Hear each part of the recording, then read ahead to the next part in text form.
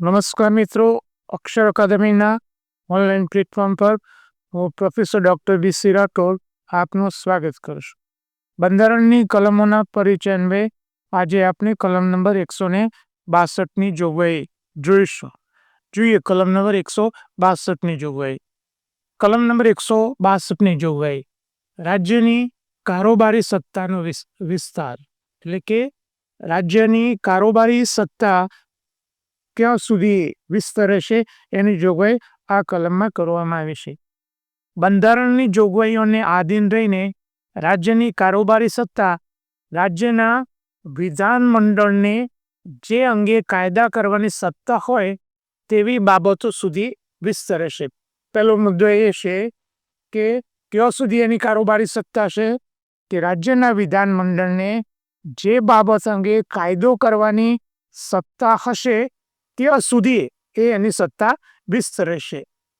પરંતુ જેના અંગે રાજ્યના વિધાનમંડળને અને સંસદને કાયદા કરવાની સત્તા હોય તેવી બાબતમાં રાજ્યની કારોબારી સત્તા આ બંધારણથી અથવા સંસદે કહેલા કોઈ કાયદાથી સંઘ અથવા તેના સત્તામંડળને સ્પષ્ટપણે અપાયેલી કારોબારી સત્તાને આધીન રહેશે અને તેનાથી મર્યાદિત રહેશે.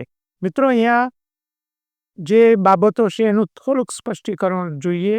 અહીંયા જે પહેલી બાબત છે કે જે અંગે કાયદો ઘડવાની સત્તા હોય એ વિષય પોતે, એટલે કે રાજ્ય સૂચિના જે વિષયો છે એનો કાયદો ઘડવાની સત્તા હોય ત્યાં સુધી રાજ્યની કારોબારીની સત્તા છે.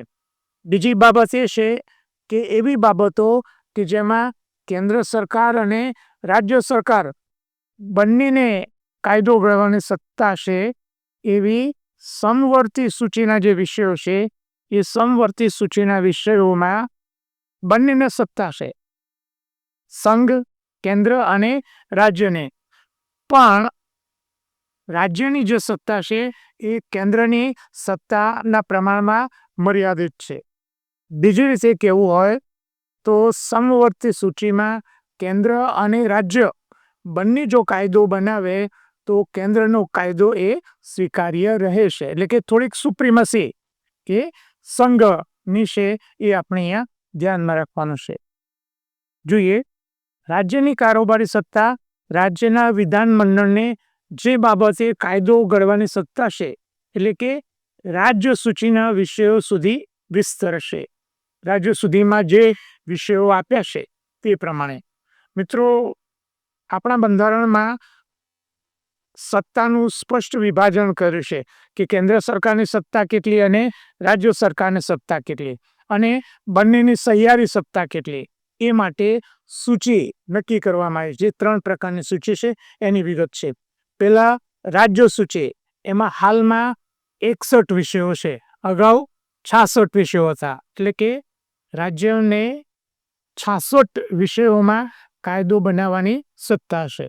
સમવર્તી સૂચિ કે જેમાં રાજ્ય અને કેન્દ્ર બંને કાયદો બનાવી શકે, એમાં કેટલા 52 વિષયો છે કે 52 એવા વિષયો છે કે જેમાં કેન્દ્ર અને રાજ્ય બંને કાયદો બનાવી શકે. પરંતુ બંને જો એક જ વિષય પર કાયદો બનાવે તો કેન્દ્રનો કાયદો એ સ્વીકાર્ય રહેશે. અને ત્રીજું છે સંઘ સૂચિ, જેમાં હાલ 100 વિષયો છે, અગાઉ 97 વિષય હતા. તો આ 100 વિષયો છે એમાં કાયદો ઘડવાની સત્તા માત્ર ને માત્ર કેન્દ્રની છે. મિત્રો, આ જે 3 મુદ્દા છે એ પરીક્ષા માટે આઈએમપી છે. આમાંથી કોઈને કોઈ પ્રકારે પ્રશ્ન એ પૂછાય છે. સમવર્તી સૂચિના વિષયોની બાબતમાં રાજ્યની જે કારોબારી સત્તા છે એ સંસદને અપાયેલ કારોબારી સત્તાને આધીન રહેશે. એટલે કે એ સત્તા સંસદને આધીન રહેશે, એટલે કે કેન્દ્ર સરકારને આધીન રહેશે. વધુમાં અમારા બંધારણ અંગેના 2 પુસ્તકો છે, ભારતનું બંધારણ અને રાજ્ય વ્યવસ્થા, જે ઓનલાઈનર અને MCQ સ્વરૂપે છે. દરેક વિભાગને અંતે ઓનલાઈનર પ્રશ્નો છે અને છેલ્લે MCQ ક્વેશ્ચન છે, તેમજ અગાઉની પરીક્ષામાં પૂછાયેલા પ્રશ્નોથી આપેલા છે. બીજું પુસ્તક છે ભારતનું બંધારણ અને રાજ્ય વ્યવસ્થા, જેને ડિટેલમાં અભ્યાસ કરવો છે એના માટે આ પુસ્તક છે. આ ઉપરાંત તમારી 2 ટેલિગ્રામ ચેનલ છે. બીસી રાઠોડ કરંટ અફેર્સ, જેમાં રોજે રોજનું કરંટ અફેર્સ મૂકવામાં આવે છે. માસિક કરંટ અફેર્સ મૂકવામાં આવે છે. દરરોજની 10 થી 15 જેટલી પોસ્ટ, 3-4 જેટલા પ્રી વિડીયો અને વિશિષ્ટ દિવસ હોય તો તેની માહિતી એમાં મૂકવામાં આવે છે. ઉપરાંત ક્વિઝ પણ મૂકવામાં આવે છે. અને આ ચેનલમાંથી પૂછાયેલા પ્રશ્નોની વિગતો અમે અહીંયા મૂકીશું. બીજી અમારી ટેલિગ્રામ ચેનલ છે ગૌરવંતી ગુજરાતી, જેમાં ગુજરાતી ભાષા, સાહિત્ય અને વ્યાકરણને લગતી પોસ્ટ મૂકવામાં આવે છે. હજુ સુધી જો તમે અમારી આ બંને ટેલિગ્રામ ચેનલમાં જોડાયા ન હોય તેમાં જોડાઈ જવા વિનંતી છે.